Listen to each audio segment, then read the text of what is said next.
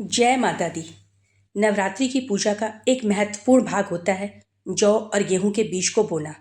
यानी नवरात्रि पूजा के प्रथम दिन कलश स्थापना के साथ ही जौ बोने की भी परंपरा है। हालांकि ये दोनों नवरात्रों में यानी चैत्र नवरात्र और शारदीय नवरात्र में उगाए जाते हैं, लेकिन शारदीय नवरात्रों में इसका महत्व और अधिक हो जाता है, क्योंकि इस समय बोए गए जौ भविष्य के शुभ अशुभ फलों का संकेत बताते हैं। तो अब जानते हैं कि जौ उगाने का सही अर्थ क्या है। तो माँ दुर्गा की कृपा से जीवन में नई ऊर्जा और उन्नति ऐसी ही बनी रहे। साथ में पूजा स्थल पर उगाए गए जौ धरती माँ का आशीर्वाद माने जाते हैं। अष्टमी या नवमी के दिन इन जवारों को माँ दुर्गा को समर्पित कर नदी या स्वच्छ जल में प्रवाहित किया जाता है। अब बात करें कि जौ बोने के बाद जो फसल यानी जो जवारें उगती हैं, उसके आधार पर भविष्य के शुभ अशुभ फलों को हम कैसे समझते हैं। तो इससे पहले हम ये जानेंगे कि अच्छी तरीके से जौ कैसे उगाएं, क्योंकि ये बहुत महत्वपूर्ण है। तो जौ को उगाने के लिए साफ मिट्टी लें। मिट्टी ऐसे जगह की हो जहाँ जानवर ना जाते हों, साफ सुथरा हो। मिट्टी में बालू मिट्टी भी मिली होनी चाहिए। आप पूजा स्थल से या किसी नर्सरी से मिट्टी ले सकते हैं। मिट्टी को हल्की गीली कर लें और जो जौ और गेहूं के बीज आप रखे हैं उन्हें भी आप साफ़ कर लें। साफ़ मतलब रगड़ना नहीं है, उन्हें सिर्फ पानी में धो दें और जो कचरा है उसे बाहर करके सिर्फ बीजों को गीला कर लें। अब एक मिट्टी का साफ बर्तन लें, उसमें पहले स्वास्तिक बना लें। ये शुभ संकेत है माँ के आह्वान के लिए।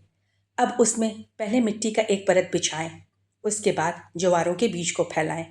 उसके बाद फिर से मिट्टी का एक परत डालें और बचे हुए बीजों को फिर से छिड़क दें।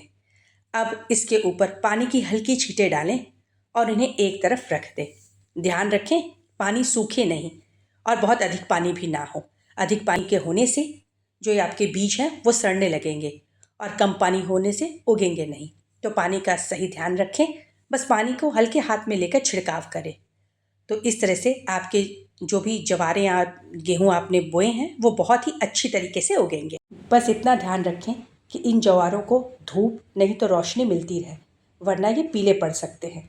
तो अब फिर से अपने टॉपिक की तरफ चलते हैं कि जब ये फसल उगेंगे तो उनके आधार पे भविष्य के शुभ अशुभ फलों को हम कैसे समझेंगे। लेकिन इससे पहले एक छोटी सी बात और ध्यान में रख लें कि हम पूजा करते समय सिर्फ माँ की भक्ति और निष्ठा पे अपना ध्यान रखें। हमारा सारा ध्यान सिर्फ माँ को समर्पित होना चाहिए, जवारों पे नहीं। क्योंकि अगर कुछ अशुभ या कुछ बुरा होने वाला भी होगा तो आप पे यदि माँ की कृपा होगी तो वो सब शुभ में बदल जाएगा। माँ दुर्गा अशुभ फलों को भी शुभ में बदलने की शक्ति रखती हैं। तो अपना सारा ध्यान माँ की भक्ति में ही दें। तो अब चलिए इन ज्वारों की तरफ चलते हैं। जौ अगर जल्दी और हरे भरे उगे तो इसका अर्थ है कि आने वाला समय शुभ रहेगा। घर में सुख समृद्धि में वृद्धि होगी और धन, संतान सुख, नई उन्नति जैसी संभावनाएं बढ़ेंगी।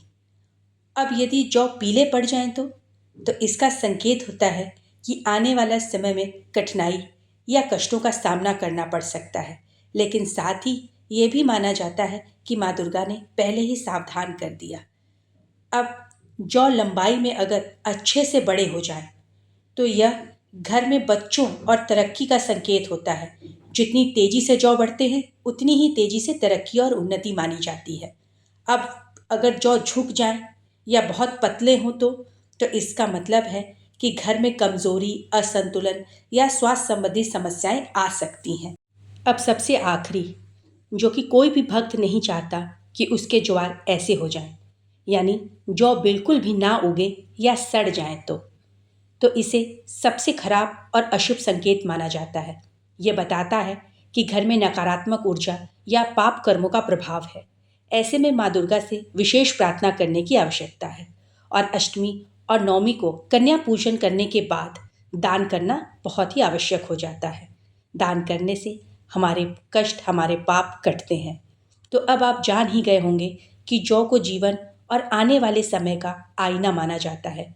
लेकिन मेरा मानना है कि इन सबसे परे नवरात्रों में हम सिर्फ माँ की आराधना, उनकी भक्ति में ही ध्यान दें। जौ बोए ज़रूर, लेकिन यह मानकर चलें कि जो होना है वो तो होके ही रहेगा। मगर कुछ बुरा होगा भी तो माँ उसे संभाल लेंगी। अपने बच्चों को माँ ऐसे मझधार में नहीं छोड़ती। जो भी माँ की भक्ति करते हैं, उन पे पूर्ण आस्था रखते हैं, माँ उनके साथ कुछ बुरा होने ही नहीं देती। जौओं का उगना सिर्फ एक संयोग मात्र है। भक्ति अगर प्रबल होगी तो अशुभ भी शुभ में बदल जाएगा। इसी के साथ ये नवरात्रि और आने वाला समय सभी के लिए शुभ और मंगलमय रहे, ये कामना करते हुए आप सबसे विदा लेते हुए जय माता दी। बहुत बहुत धन्यवाद।